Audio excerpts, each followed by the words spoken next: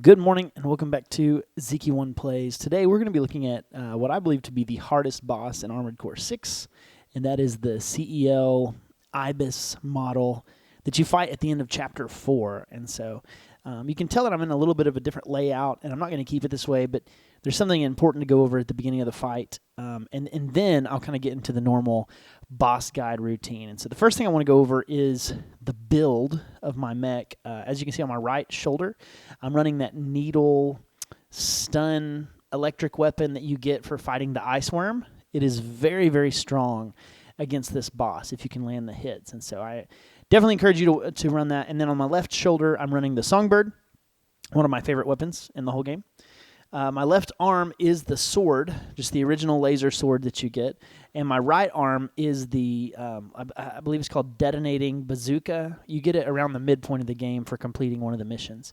But basically, that's the build. And so what I try to do is get the stun onto him and then use the Songbird or the Bazooka to complete his stun meter, and then use some combination of the rest of my weapons and the sword to stack on the damage.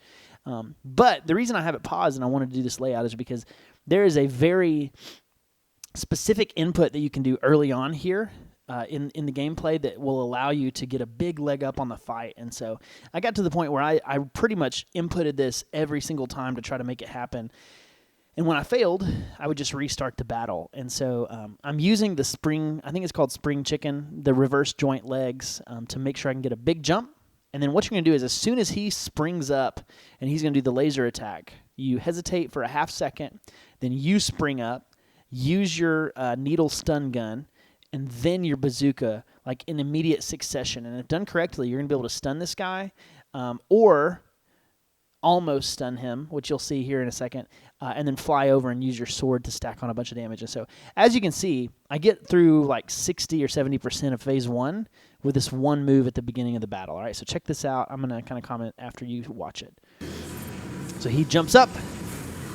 There's the stun. There's the bazooka. And then I actually have to use my Songbird. And then I get my sword. Okay, and then bazooka. And then stun gun. And you can see, look at that damage. It's like 60% of his health bar is gone just immediately.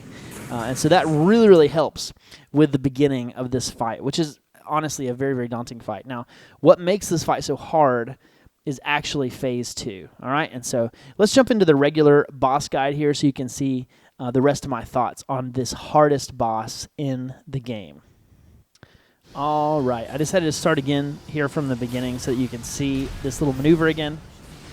Stun gun, bazooka, songbird, some combination of the three right off the bat is going to allow you to get a stun and to be able to stack on a lot of damage while only taking, less than 3,000 yourself. And so it's important to do that.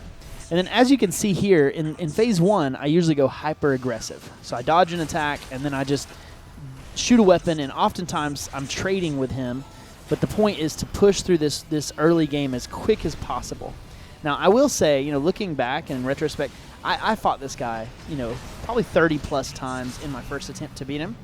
And then this, what you're watching, is actually my second time to beat him, and it took another 15 tries. I mean, he is a hard boss, the Ibis Series CEL thing. But the more I fought him, I realized this, and you'll see it here in Phase 2.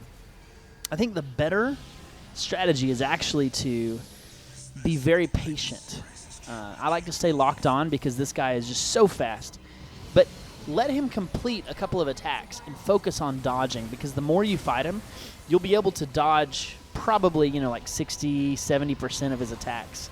You'll be able to dodge more than whenever you first started. And so, like that right there, I took a huge amount of damage, but still stay patient, because if you're able to land your shots, it's always going to be better than whenever you are whiffing them and putting yourself out in harm's way. So like right there, for instance, I was able to land a stun because I was patient and I waited for an attack that I knew that I could punish, right? And then here he is, over 50% down on Phase 2, and I still have a repair kit remaining and all kinds of stuff. So you can see I'm being very patient now. All of my weapons are pretty slow, and so trying to force a bazooka shot, he's just going to dodge it pretty easily. So I use the stun gun to poke, and then if he ever comes in tight, I usually use the sword. And there's another stun, and here comes the bazooka shot and the stun gun, and I'm able to knock him out. And so in this time where I actually completed this boss fight, the total runtime is like 2 minutes or less, something like that. But the reason it is so quick is because, you know, this thing does a ton of damage, but he is pretty squishy, and so you should be able to burst through him pretty quick. So once again, I'll kind of go over the build here at the end. You got the stun gun on the shoulder. You got the songbird on the left shoulder, bazooka on the right hand, and sword on the left hand. And then, you know, with phase 2, be more patient, hang back, wait for the opportunity to strike, and then pile on your damage. And you two will come out successful against the CEL Ibis series, which, again, my opinion, hardest boss in the game, but also one of the most fun. Thanks for checking out this video, and I hope to see you in the next one.